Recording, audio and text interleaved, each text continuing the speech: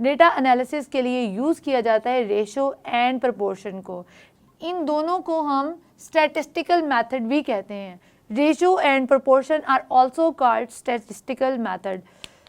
ठीक है, अब इसके बाद बात करेंगे रेशो की और उसके बाद फिर हम बात करेंगे प्रोपोर्शन की। प्रोपोर्शन कैसे जो है उसको एक्सप्रेस किया जाता है। Ratio between two numbers can be express in term of colon. जो रेशो होती है किसी भी दो नंबर में, उसको हम कोलोन की फॉर्म में या फिर डिवीजन के साइन से एक्सप्रेस किया जाता है। जैसे कि हम लिख सकते हैं कि ratio between two numbers like A and B, इसको हम क्वोशंट भी कहते हैं। ठीक है, इसको एक्सप्रेस किया जाता है ए क्वोशंट बी। ठीक है, it means A ratio B. इसको हम ऐसे भी लिख सकते हैं ए रेशो बी या फिर ए डिवाइडेड बाय बी।